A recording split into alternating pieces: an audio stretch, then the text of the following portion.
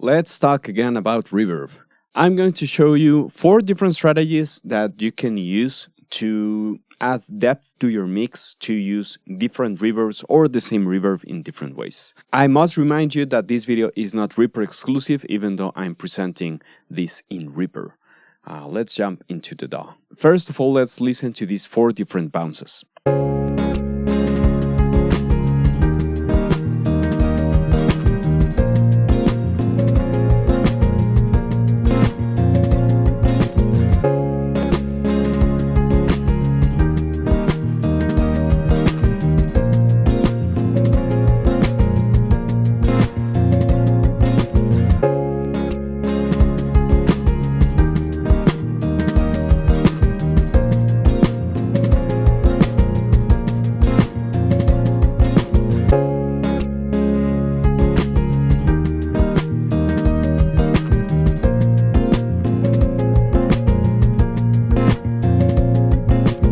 Okay, I'm guessing you heard some differences. Let me show you how I did every single one of them. First scenario, you have one single reverb that's being fed from all of your tracks. Like this is a very common situation where you're making a track or you're trying to mix a track. I must emphasize and remind you that this works for the songwriting process as well as the demo making as well as the mixing stage. So it might be useful in different stages of making a song and putting it out there. So in this case, I might suggest that whenever you're trying to do one single reverb that works for everything in your track, you create one single auxiliary track, whatever its name in your DAW.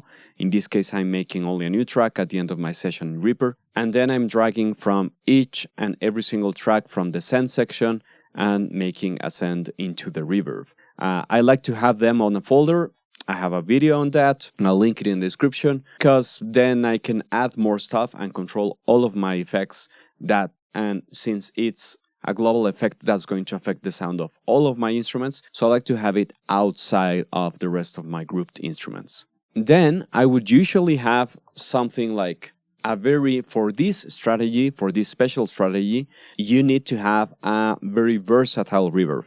You could have like the most generic kind of reverb in the sense that it will give you a room, a hole, a plate, or any other sort. In this case, I'm using Superplate by Soundtoys. It's a great sounding reverb, and I think it fits the tone using this classic 140 for the rest of the tone. I would solo the track. I would start playing back my loop.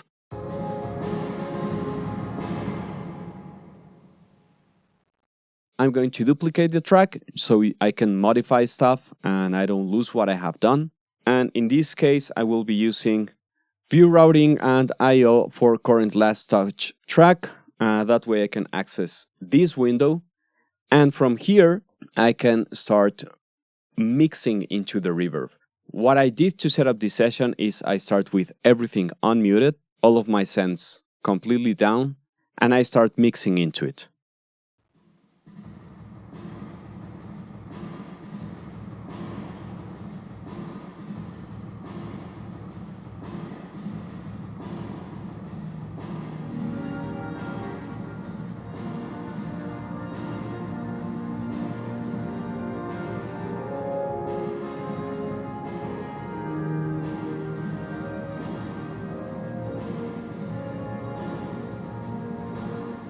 Once I like more or less the balance that I did, without using the super high-end parameters that we have here, I would just think, how does it sound without anything else affecting the reverb?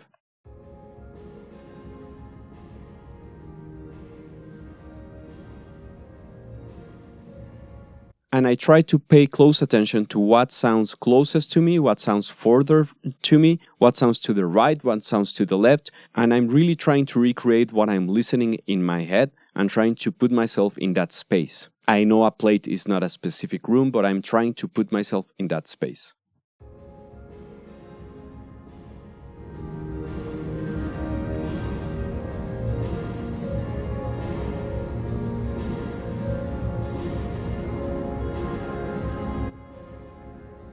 Okay, you can preview the faders in Reaper by holding Option or Alt on PC and dragging it up. and whenever you let go of your click, your fader goes back to the previous position. If this more or less is working, I can blend a little bit of the mix here so I can preview what my balance is going to be like.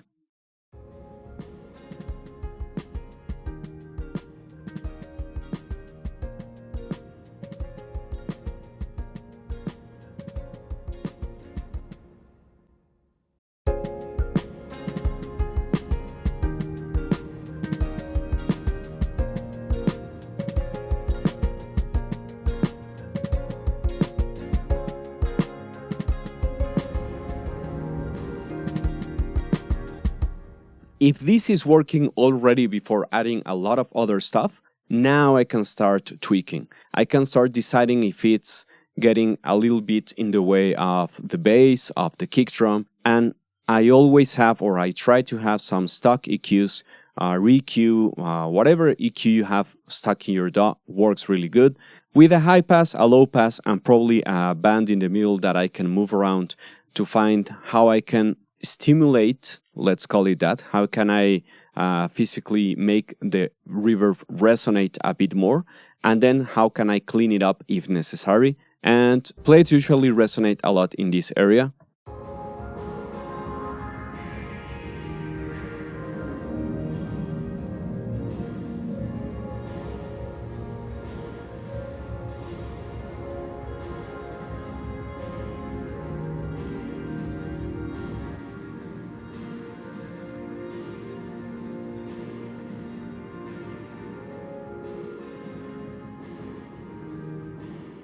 Both of these EQs are before and after my reverb, and that's how I end up with something like this.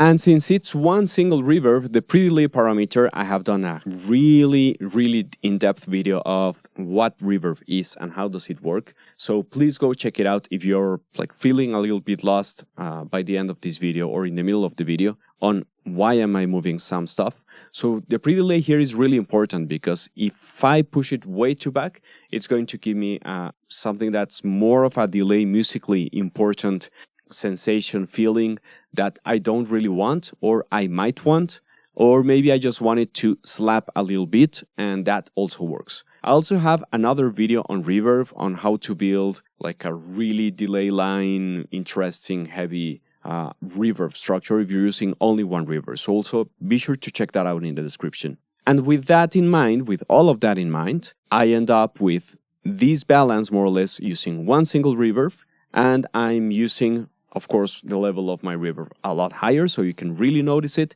Then I'm going to pull it away. You can listen to the dry signal, and then I'm going to blend it back in.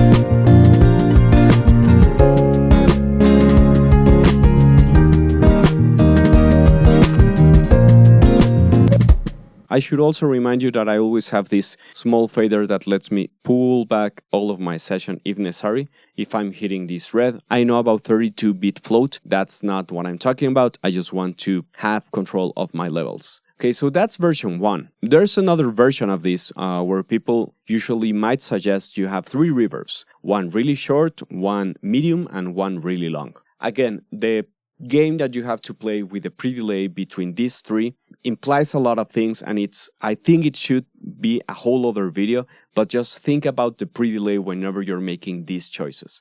The whole idea of this short reverb is that it's really short. You can use the same pre-delay for the 3 of them and start from there. That's my suggestion.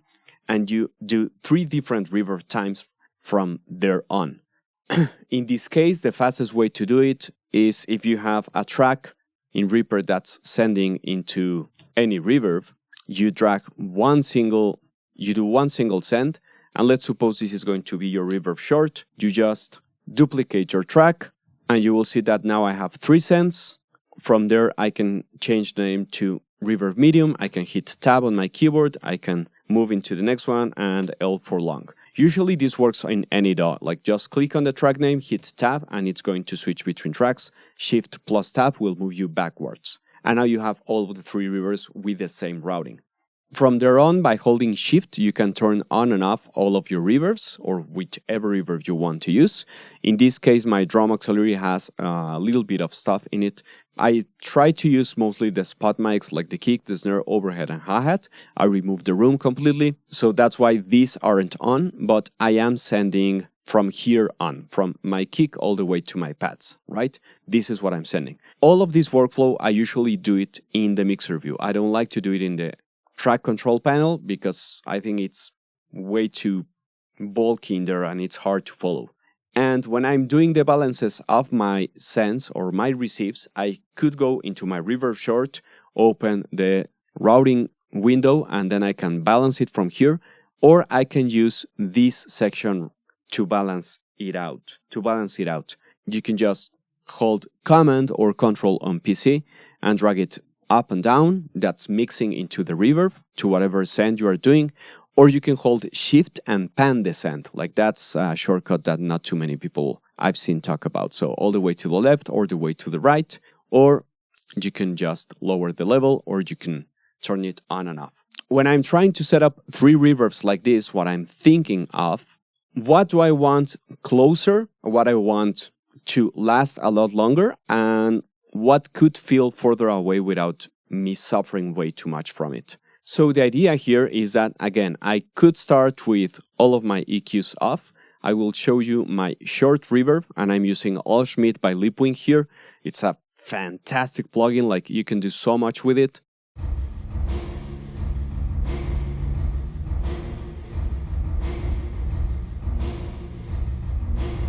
I'm using a short reverb with the drums because usually those kind of, not necessarily all of them, but transient-based audio, you don't necessarily want it to last way too long because it might make the groove feel sloppy or sloppier if that's part of the intention. On the medium reverb, I have again a plate.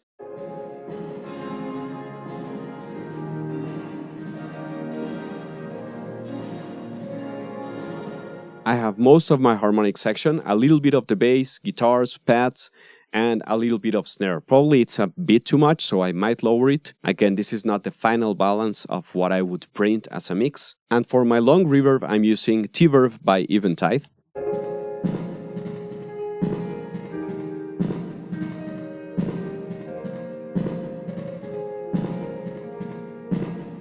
And my judgment here is that snare is usually the loudest thing, like it's hard to control. Even if you compress it, if you're in a space, in a physical space, it will happen that it will bounce across the room and you will listen to it coming back and forth. Like that's fine, like that's part of the sound that I'm trying to build. But you have to make these choices based on the kind of atmosphere and ambience that you're trying to build. It's really important to make these decisions with something in mind. It's always cool to do stuff because they feel right, but when you have an objective, like what kind of genre, style, ambience, emotion you want to evoke or try to make the listener, it's easier when you have that in mind because you know the strategies and techniques that you have in your toolkit so you can get there faster. So now I have these 3 different reverbs. I set them up one by one, just as I showed you with the first one, and then I can start mixing them in one by one against each other, and I can find the right balance that suits best.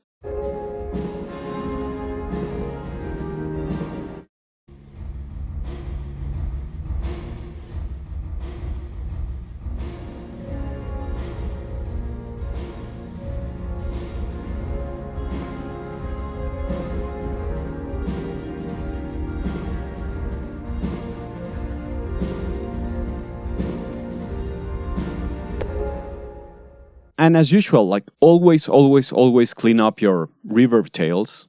That's something that you must do, or clean up your input into your reverb or your output on whatever you start needing. For example, in this long reverb, since I'm sending the snare there and it's lasting for so long, I could even think about compressing the snare going in.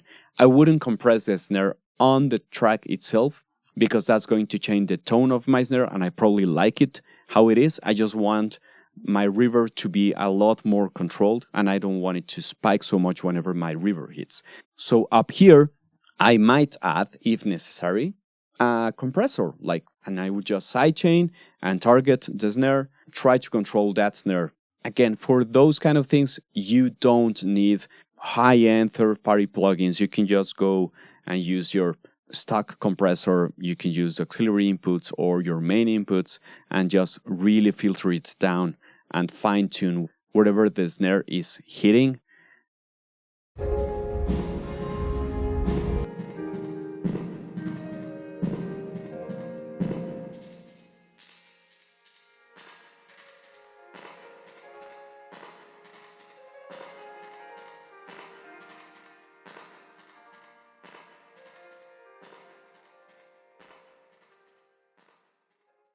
Now that I have it there, I can listen again to my 3 reverbs with and without this compressor.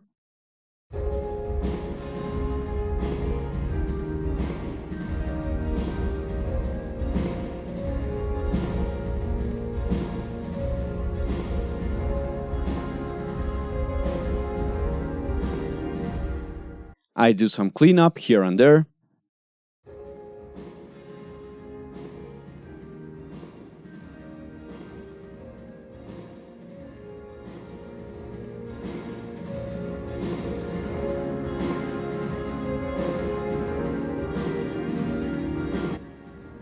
Now that I like it, I can just, again, go into my dry signal. I will push it up. I will try to balance it out. I will pull it down. I will balance it up again.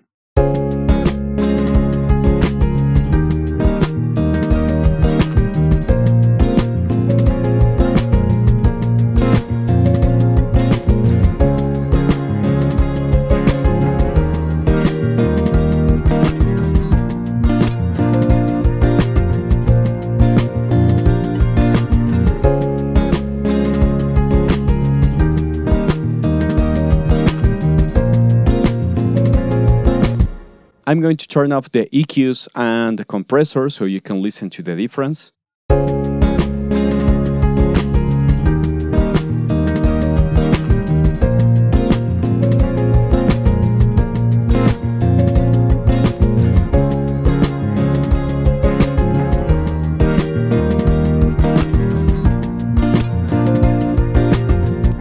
I think it's pretty clear what's going on, right? Whatever plugin you're not using, just bypass it, have it at hand. If by the end of your session you never needed it or you didn't have to turn it on, just remove it. Until then, it's not wasting any time or space by having it right there. You can check with mono.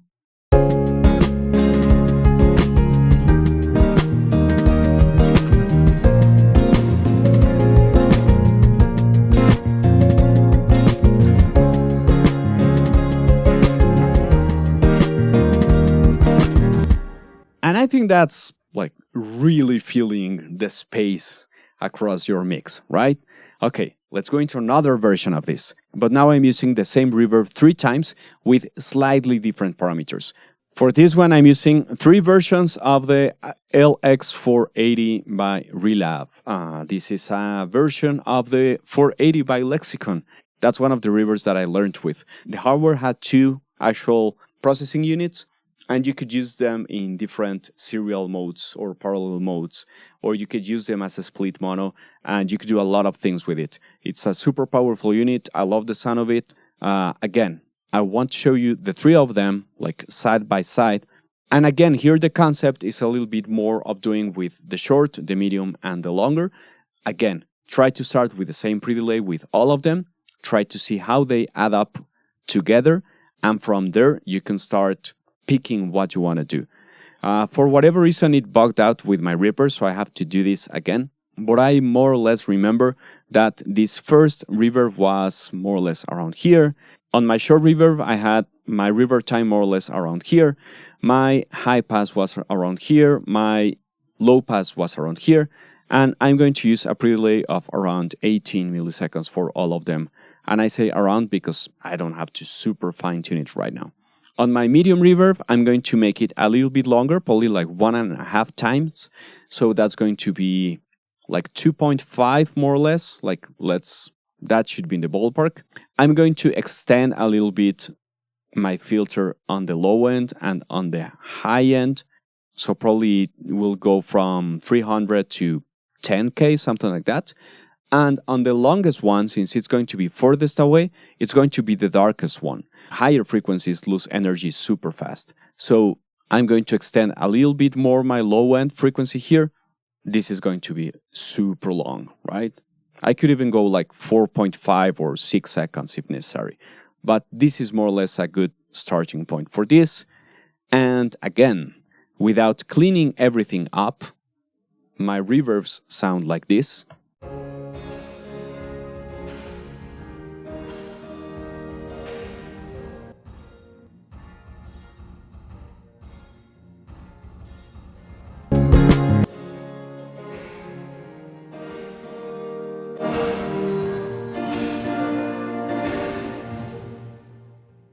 So my reverbs sound like this. I'm going to show you short, medium, large, then all of them together. I'm going to remove the faders and I'm going to start playing with the balance of them.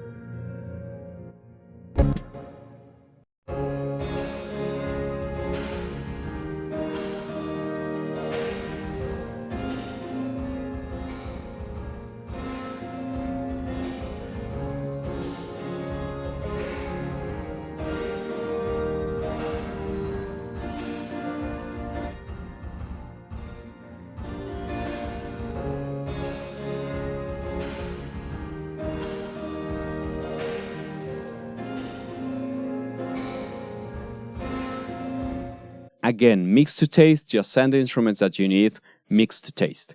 I'm going to turn on the cleanup that I did with EQ.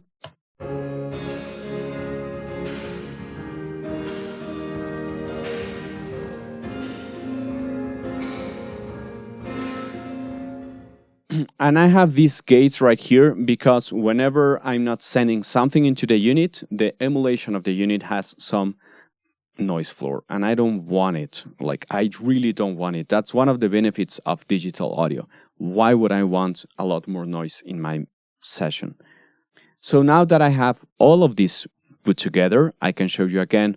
Dry signal, I will balance the mix, I will balance the effects in, I will go above what's usually used, I will go pull back, and I will try to balance it out.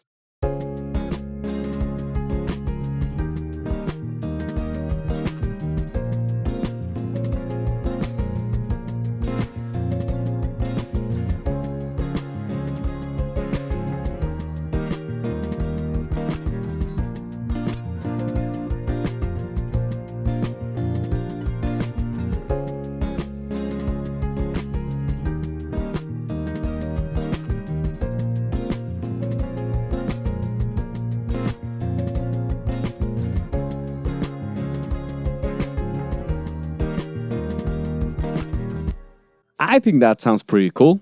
Okay, let's do one more.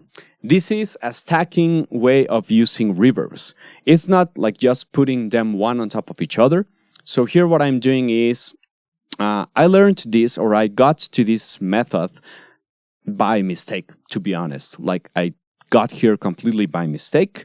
I was doing a mix some years ago, and I had bought this IQ-Reverb by Hoffa. It's also a fantastic plugin. If you don't have a really strong convolution reverb, this is one that you must buy, and you won't need any other convolution reverb. Trust me, like, you really won't. But what's really interesting about this unit is that, or this plugin, is that in the master section you have 4 different processing units and 2 algo verb units. So here you have the classics of plate holes, blah, blah, blah. But this is not convolution. This is algorithmic reverb, and it's different than convolution reverb. It sounds different. The math is different. So here I'm again using more or less the same idea of how I want the space across time to sound like. Whenever you look at an analysis like this of impulse response, this I show it on the reverb video. Remember that you are always watching the decay of the low end, mids, and high end across time, right? This is time, and this is the amplitude if you watch it like that, right?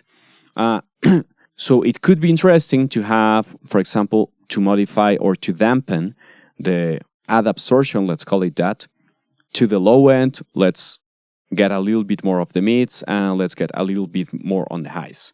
This could probably mean that there's enough wood in the room, but there's a lot of absorption for the low end, so you don't get that floppy sound of everything bouncing. And you can have your crossovers, and this is something really useful. And this blew my mind, and I went into this idea of, I have my own challenge with myself that I want to mix one song using only this unit, right? Or this plugin. So I tried to balance out what I wanted each box to add, and I think I used 3 or 4 reverbs in that mix. And let me show you one by one. Here is my convolution reverb.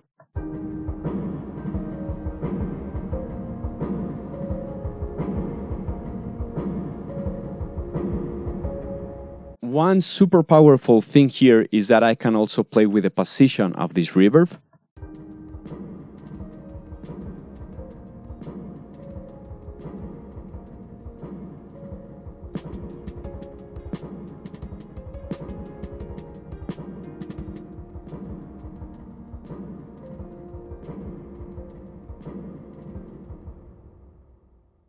Let me show you the second one.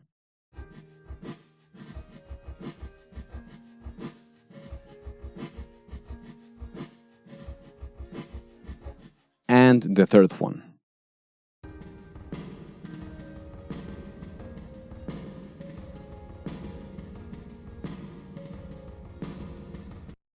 Okay, for me, one of the things that's really interesting with that is that you could try and make all of that in one single unit, but what if the attack of each one of those reverbs was coming in one after the other? So you're blending in all of those reverbs, stacking the sustain on top of each other, of one after another. So the 3 of them sound like this.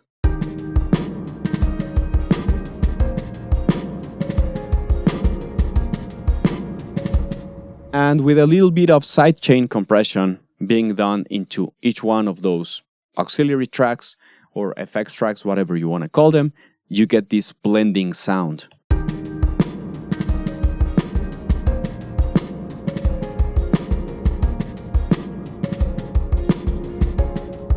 Timing of your pre-delay and the timing of the release of your compressors is going to be crucial for this. Of course, you could render this to audio and try to blend it in, but then the attack of every time the reverb, of how every time the reverb gets like extra stimulated or the room gets extra excited, won't blend in the same way. It's really important for you to explore this with time without any pressure. Try to do this on speakers. It's probably going to sound best unless you have really good headphones, because we are going to try and explore this idea of depth in a technical way. Like, I know Kosh Audio has fantastic videos on depth. I can also give a shout out to Recording Lounge that has a great episode on depth, but this is another way of approaching it from a technical standpoint, and how to start learning how to build your own emotional ambiances, right? All of this in every single DAW by now, we have some sort of track template. If you like the change that you have done, like, just right click it and save it as a track template on whatever DAW you're on. Like, use track templates for this kind of complex FX connections. Save yourself time, because whenever you need it, you can just drag it in and start throwing stuff at it, and it will work. If you're liking the video so far, I really appreciate it if you go down below and subscribe to the channel, give a thumbs up or comment, or leave any question that you might have by now. It really helps me push my channel and let know YouTube that this is useful for more people. Be sure to also check out my Buy Me a Coffee link. I really appreciate it. It's one of the things that lets me keep on doing these videos for free. And let's get back to the video. So if this video was of any use for you, I want to remind you that I will also have linked in the description everything about Reverb down below, different delay line method with reverbs down below, and a lot of more information that I think it's useful for you to keep on practicing, to keep on improving your listening skills. And if you want to give me a thumbs up, leave me a comment. I really appreciate it. Hit the notification bell so you don't miss any of the videos that I'm uploading every single week.